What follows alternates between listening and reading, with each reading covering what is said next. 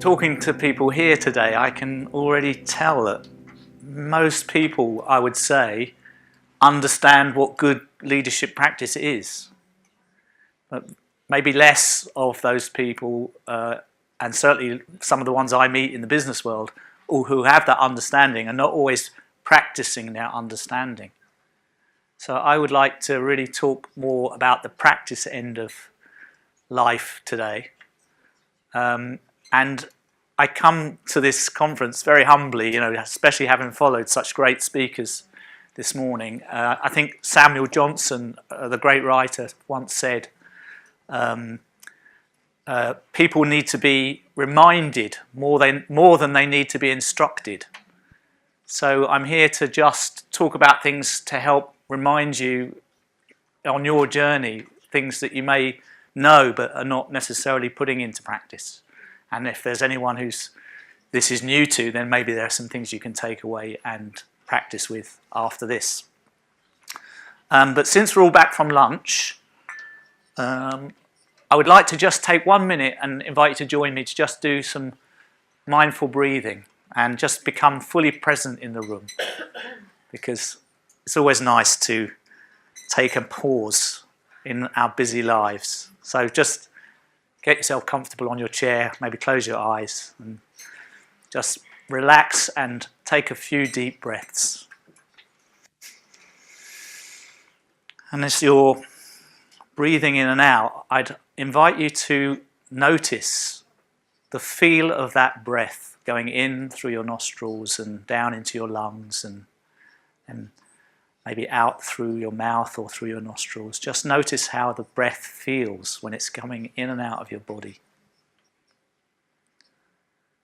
And if you pay close attention, you'll observe that you can get a sense of your breath. Are the breaths long or short? Are they shallow or deep? Are they fast or slow? There's no need to change it. You can just carry on breathing exactly how you feel you want to, but you can observe what's happening when you breathe. And as you breathe, you can notice if there's any tension in your body. Where is the tension in your body? Can you direct your breath to that part of your body and try and relax some of the tension on your out-breath?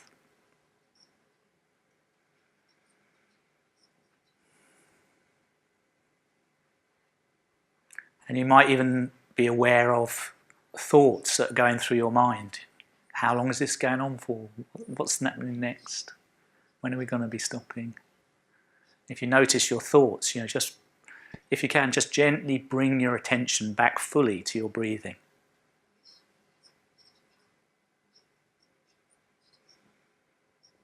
And when you're ready, just gently open your eyes and come back into the room.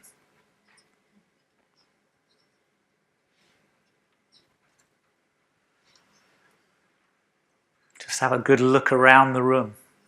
Look at the people here in the room with you. Take in everything in your surroundings. You may notice that even just after 30, 40 seconds of stopping, that you already have more awareness of things going on around you. This is a big part of what I want to talk about today. I think the lady who spoke before lunch said that she was a big Simon Sinek fan, and I am too. And I was going to reference him in my talk. He made this big message about start with the why. I think it's a very useful way of looking at something. So the question, why do we need wise leadership? Why is it so crucial? And I'm going to try and answer that question by talking about my own journey through life. See, this wavy line is a sort of an approximation of my own career path. I'll put some things on it so it'll make sense. So for me, when I started work, which was a long time ago, nearly 40 years ago, I started as a sales rep, and then eventually I wanted to be moving my way up through the organisation. I became a team leader, and then eventually a manager, and then years later a CEO. I ran my own company for 10 years, and now I coach CEOs and other business leaders. So I want to put a grid around this so I can bring your attention to a couple of developments that are happening in this journey. And many of the people that I coach would have a similar path to this, maybe different jobs on there, but similar path. So one of the things that's happening in this journey as you go to ever higher levels of responsibility within an organisation is that the decisions you have to take are changing. They're becoming much more complex. I mean, when you work as a customer service agent in an organisation, there's a process and a procedure to follow, and there's clear instructions about what you can and can't do. And it's very much, instructed and guided. So any decisions you have to make are not that complicated. But when I was a CEO, I would often be confronted with situations that were far more complex. I'll come back to that later. So the decisions are becoming more complex, and not just within the organisation. There's been a huge amount of research in the last 10 years about complexity as an influence on leadership development specifically. It's really redefined what leadership development is all about, because when I started my career, no one talked about the environment or climate change or racism or immigration or any of these issues which add to the weight of complexity just being in markets with strategies and products and all of those things. We live in a far more complex world. And that complexity has an impact on the qualities and abilities that leaders need. So I would say, for example, that right now, wise leadership demands things like collaboration, empathy, authenticity, compassion, kindness. The problem with these things is they're not things that can be taught from a textbook. All of those abilities have to be developed from within. There is no sort of set guide for how you learn those things. And I get asked the question sometimes, when does the need for wise leadership, really begin? When do you have to really become aware of it? And I would say that probably the critical point is when you go into management for the first time. Like for me, I was in my 20s and I got offered a role in management because I was very good at the things I was doing. I had lots of ability to make sales and do the jobs that I'd done. And when I went into management for the first time, I realised, wow, there's a whole load of new stuff I don't know anything about. How to motivate people, how to engage people, how to deal with difficult personal issues that people have going on in their lives. How to do that in a way without making any judgments or imposing my own morality or my own laws of life on those people. I didn't do it very well to begin with, but I saw that there were sort of two worlds going on at this point. And my attention was, in my early career, very much about me. When I was young, I was just wanting to be successful at any price almost, and I was just, anything I could absorb was to help me be successful. I had really, really little concern outside of that. And then the more I progressed along this curve, the more I realised that my job was to make other people successful. That my success was dependent on that, literally. Certainly I saw that a lot when I ran my own company. And another thing that I mentioned, the emphasis of my learning was shifting from how good am I at doing something to how well am I being? Who am I being as a person? Am I leading by example? Am I living and embodying the kind of attributes and qualities of being a wise leader so that people do what I do, not what I say? Because you see a lot of that in organisations. I certainly do it in my coaching work. There's often a big gap between the values that managers espouse and the way they actually behave. Because it's the practice that's important, not the knowledge. And so, at this end of the journey, for me, anything I needed, I could acquire, I could learn, I could read a book, I could go on a training course, I could take on new skills, new content, and I would be up to the next thing. But in this domain up here, it's much more about adaptive learning. There's no sources of information that give you the definitive guide on how to learn. It's much more about reflection, experimentation, going within yourself and getting to know yourself, what your own limits are, what your shadow is that someone spoke about earlier, and becoming familiar with those parts of yourself that only you have access to. Some good facilitation can help, of course, but really you're really learning from within. And this is a big shift that I think is absolutely crucial. So I thought, I've got a limited amount of time today. What are 5 ways you can bring to practice in your life the things that will help you make those shifts? I'm glad I chose 5, John, because you said in your talk the optimum number of things to choose to help people improve was 5. So I just stumbled upon that purely by luck, I've got to say. The 5 things I want to touch on today are consciousness. How do you, become more conscious as a human being? What is the personality we have? What is this inbuilt sort of control system we have, and how does it affect us? What is what I call our executive superpower? The observer.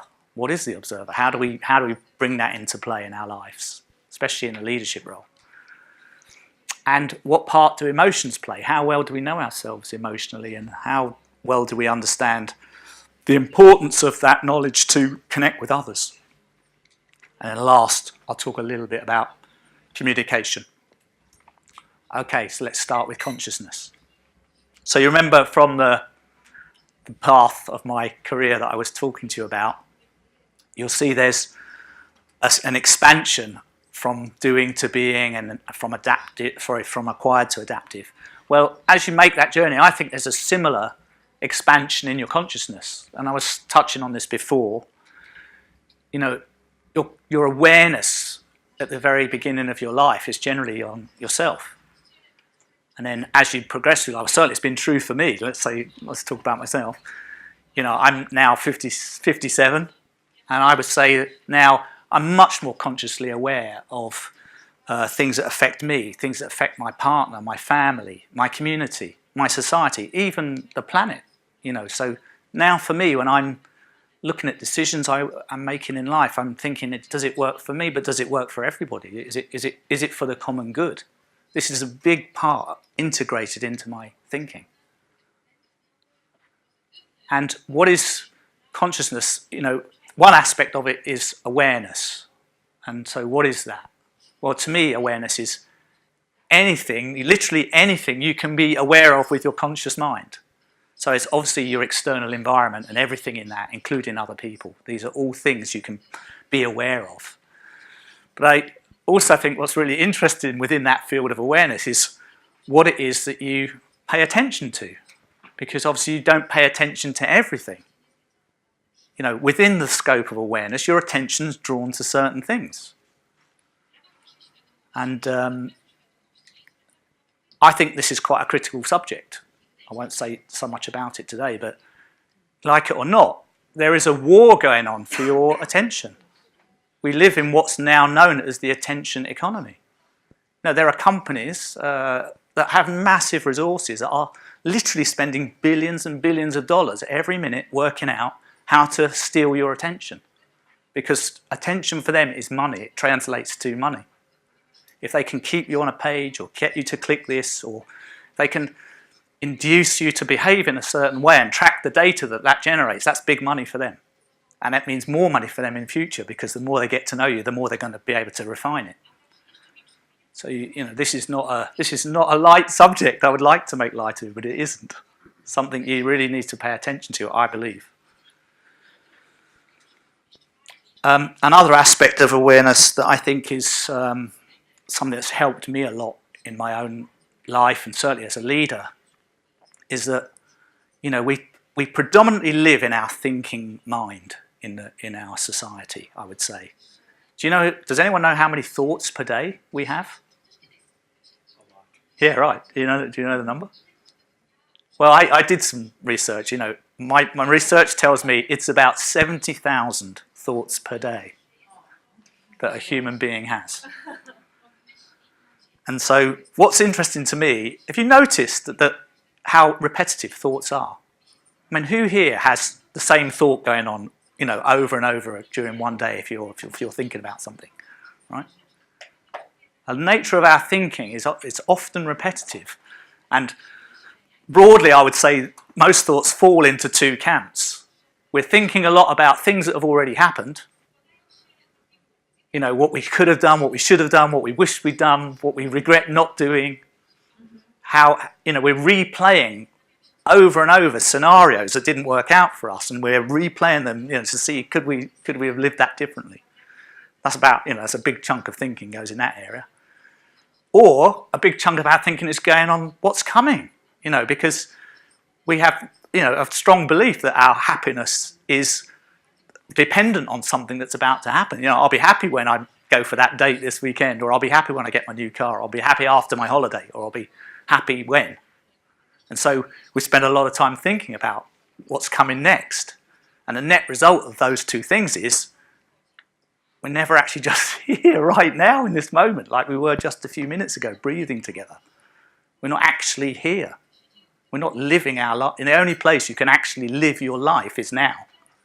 This moment now is the only real life. So this is quite an interesting phenomenon to me, that we can mostly live in our past or our future and not be present. And that has a big impact on how we lead people. So what can you do with that information? How can you bring to your practice? I call them practices, by the way, because, you know, I think of athletes when I think of practice. You know, an athlete spends about 15% of their life performing, racing, running, doing the thing they're training for. 85% of their life is spent practicing. But if you look in the corporate environment, something like executives spend 90% of their time performing and 10% practicing, if you're lucky. I mean, some don't even do that, maybe 5% or less. So there's an interesting dichotomy there in the balance. So I call these behaviours practices because I believe to be a wise leader, it's something you have to consciously practice at every minute of every day. There's never an end. It goes on till you die. There's no place to get to with this. It's just something that you constantly practice. It's a way of life. So consciousness, I think, the three things that I think are most interesting or useful perhaps to start with is you can practice being present. When you arrive somewhere, you can practice, you know, switching off anything that distracts you. You can leave your phone outside, you can turn your computers off. You don't need to be checking your Facebook every 10 minutes. You can make a conscious decision to practice giving your full attention to what it is you're doing in that moment. It might sound trivial, but I actually think this is much, much harder than you imagine it is. Does anyone know what does anyone relate to this? So maybe this is a decision that you could take, even just as an experiment for the rest of this week. You can say, okay, I'm going to give my full attention to whatever it is I'm doing in any given moment for the rest of this week. See how that impacts your awareness. And when you're being present and you're listening and you're engaging, you can do that without making any judgment about what's happening. Because you notice, I'll come on to in a minute, you know, we're virtually automatically judging everything that is happening. You know, it's impossible not to, so you're not doing anything wrong. But you're forming opinions, you're classifying the information that you're being given, you're comparing it to what you've heard before, you're looking for patterns in your understanding, so you're having to judge. It's an interesting practice to just listen and suspend all your opinions about anything. You know, like when I talk to friends and they're telling me about their relationship that's not working, it's very easy to jump in and say, yeah, well, you should do this or you should do that, and why don't you do this, that, and the other? It's to be just present and to be listening and be aware of that person is harder. And then lastly, gratitude. I've had a gratitude practice now for, I'd say, at least 5 years. I can't go to sleep without actually thinking of 3 things that I'm grateful for every day. I mean, it's so much a habit for me now. I used to feel weird if I did it. I used to feel a bit odd doing that. Now I feel weird if I don't. And what it's done for me is it actually draws my attention to the things in my life that I really appreciate, that really work for me, that I could do more of. And it's doing that all of the time. So it's a really, what's that word? Virtuous circle habit, I think. Now, the personality, to me, is like this sort of safety control system that's built into us. A bit like you'd have software on a computer to control how it functions so you don't break it when you use it. And it keeps us safe. It makes sure we stay within certain confined limits that we have. Actually, the word personality, I don't know, it comes from the Greek word. The root of the word is persona. And in Greek, that means mask. Because another thing that personality does is it also masks our emotional vulnerability. It's a way we can sort of function in the world without revealing what's most important to us or where we're most vulnerable. It's a big role the personality plays.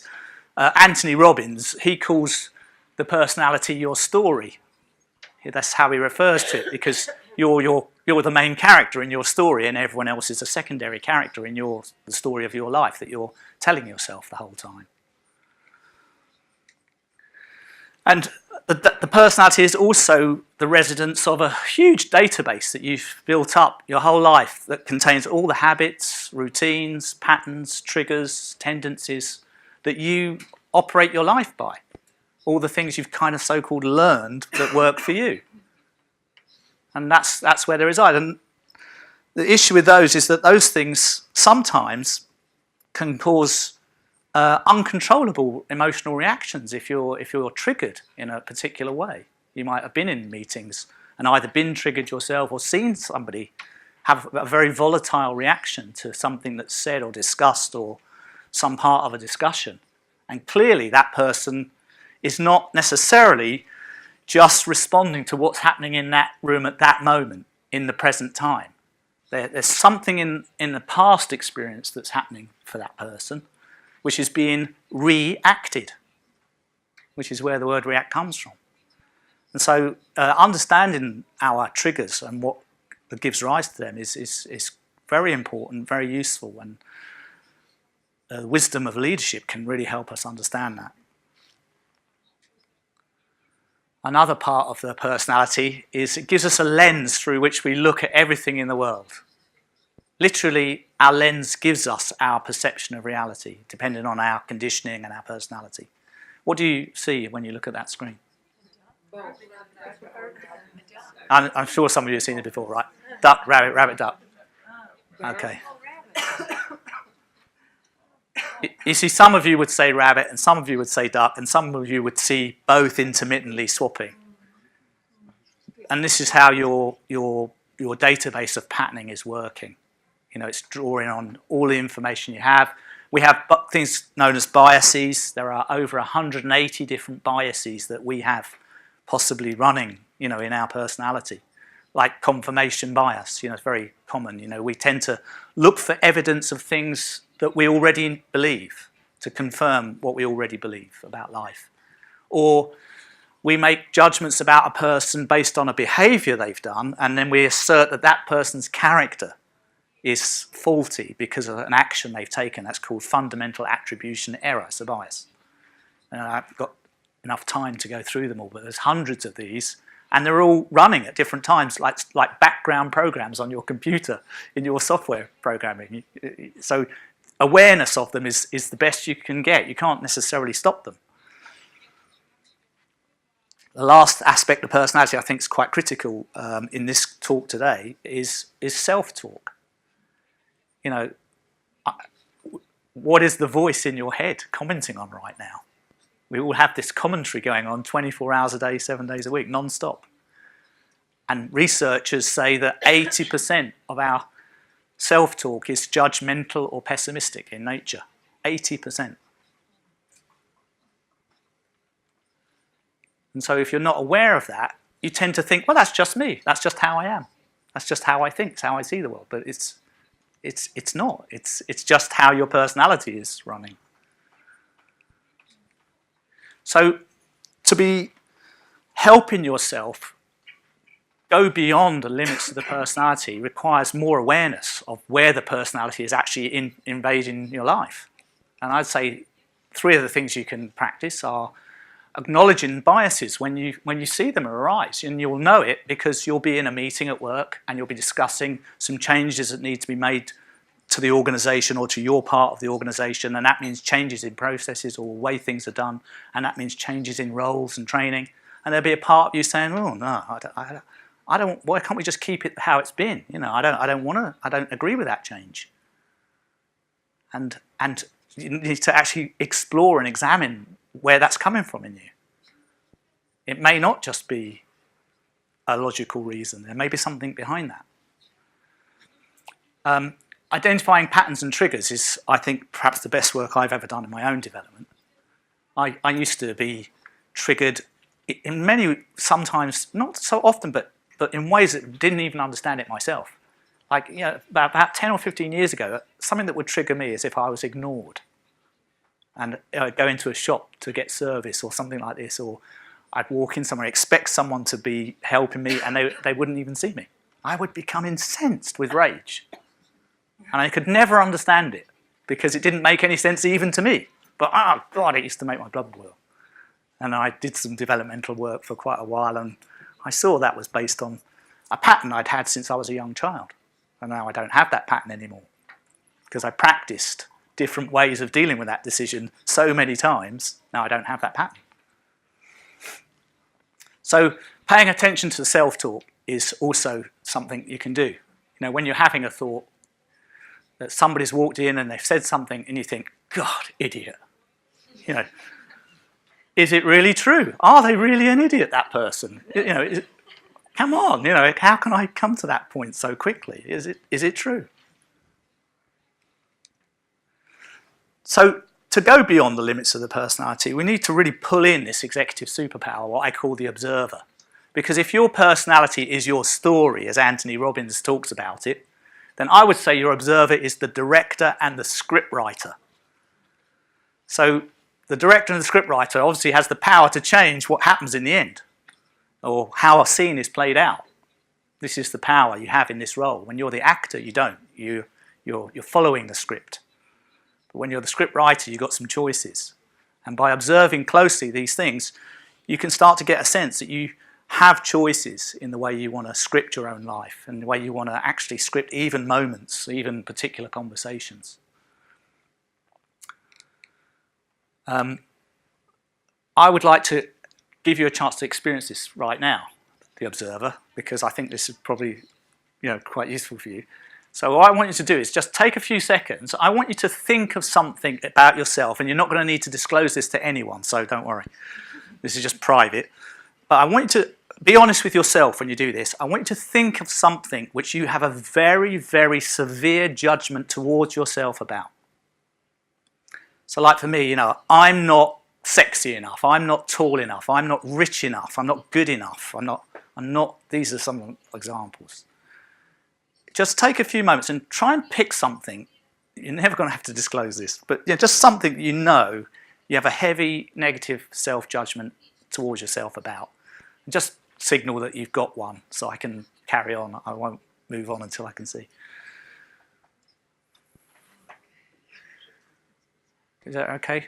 Yeah, okay. Right, so there you go. You've got I am not, whatever it is your one, right? And I just want you to spend another few seconds just really be in the feeling of that. Don't try and avoid it or push it away or console yourself. Just really sit with the feeling of that as much as you can or are willing to.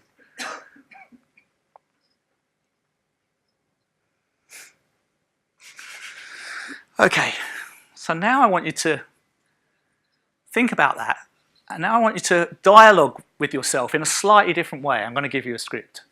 Now I want you to say to yourself, I am having the thought that I am not whatever it is. Just notice when you do that how it feels.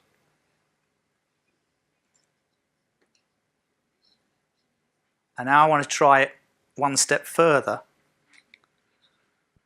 I notice I am having the thought that I am not, whatever it is.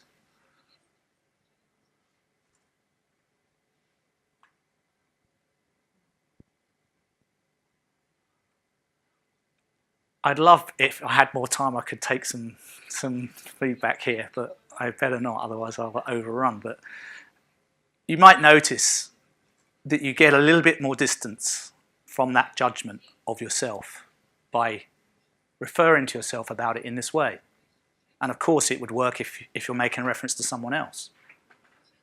So if I was to say, I notice that what you just said has given rise to a feeling of anger in me. It's a nicer way of communicating than saying, that's a stupid thing to say, you idiot. Of course, I mean, they're both the same kind of thing in a way. It's not, but they're different. So in the observer mode, we can practice mindful breathing. It's a really brilliant practice. You did some when you came back from lunch. You notice already, just from 30, 40 seconds of mindful breathing, you're much more aware of what's happening. We can practice acceptance of reality. In a lot of the coaching work I do, especially with people in senior positions, they're just in denial of the realities that they're dealing with. It shouldn't be like this. That person should do this. It shouldn't work like that. This is how it should be. They're not accepting things are what they are. It is what it is. This is a practice.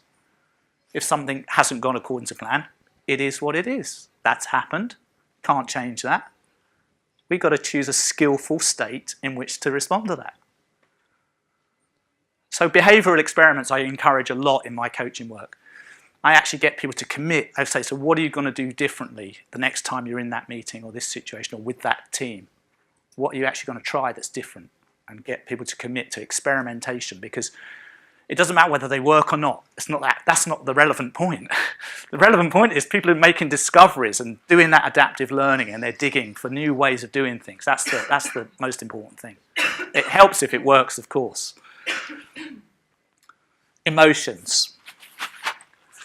I'm not going to say too much about emotions. We know emotional intelligence is a critical skill for most people in the business world today, and being aware of emotions is a challenge, I think, for most of us. It can really be helpful, I think. When I ran my own business, I often had people come into me in my organisation who are running very large client projects in the consulting world. And things would be going wrong with those projects, and those people were anxious. They were worried, A, for the commercial reputation of the firm, but B, for their own security, because things weren't working out for them. And so I found it very important to acknowledge the emotion of that person, because I can see sometimes people sitting in front of me were nervous, scared, frightened, and I know from experience that people are not at their most creative when they're in that contracted state. So I would always make a point of saying, wow, you look quite contracted. Before we go into what the problem is and how we're going to tackle it, just want you to know it's totally okay. It's really okay. It's not working. We're going to work out how to do this together. We'll find a way of dealing with this. It's not going to be a problem. And it's like, the person would be much more relaxed and acknowledging their emotion would be very, very helpful for them. I wish more people had done that with me when I was at certain stages in my career. So I think I watched a video the other day and they said there are 34,000 different emotions that are plotted on a scale. And I looked it up and there are thousands. So I think this is a lifetime's work, or beyond my lifetime's work, to know all of those emotions. I'm finding it more useful these days to just really help people to become aware after a conversation or in a conversation. Do you feel expanded or do you feel contracted? This is in practice a useful distinction for most people, especially in the business world, because you haven't got a lot of time to analyse or reflect on the emotions that are going on. But you can tell quite quickly, has that left me feeling contracted or has that left me feeling expanded? So practices. Regular check-ins. Well, I always start most conversations with my coaching clients saying, so tell me what your internal weather is today. We know how to read the external weather. You know, what is the weather outside? Is it sunny, rainy? I say, what's going on in you as you arrive for this conversation? What's your internal weather? And that gives them a chance to check in and see what's going on for themselves. And many of those take those practices away, and then they sit before every meeting in their office. They'll sit for a couple of minutes and just check in with themselves, and really, because they know that they don't want to go into a key conversation in a contracted state. So if in their internal weather they're feeling some contraction, they might just go out for a walk or something, or take a few deep breaths or something to shift their state. Stating needs, I think, is a really great practice. I learned this from a guy called Marshall Rosenberg. I don't know if any of you have worked with his materials or come across him. He created nonviolent communication. Amazing guy. He said, behind every emotion, there's a need. People express emotion because there is a need that is not being met. So if someone's angry, you can focus on the anger, but it might be more skillful to focus on what is the need that person has that is causing that reaction for them. So stating needs is, when I first started doing that work, I found it very hard to practice, saying, what do I need? You know, like if I was nervous coming here today that my slides wouldn't work or something, I could be nervous and anxious, so I could say, I notice I'm feeling nervous. I think I need some reassurance that the technology is going to work okay. Can you give me some reassurance? That's my need. Something like that. And then lastly, we can practice being expanded or contracted. Communication, I think, is a big subject, so I can't really do it justice in the time that I have. But the one thing I really wanted to say about it is that when you are in a conversation or you see a conversation, how many conversations are actually going on in this picture? 4. All right, 4. I'd say there's 2 conversations going on, and I'd say this is probably true for all of us, which is there's a conversation going on at the verbal level, and there's a conversation going on at the feeling level. And we're mostly interested in the first one, but there's a huge amount going on at the feeling level in any conversation between 2 or more people. And so I would say that if you train your awareness and bring certain consciousness to the way you practice that, you can actually understand by understanding your own emotions first and knowing how you work as an emotional being, you can start to notice the feeling and emotion being expressed even in very subtle ways by other people.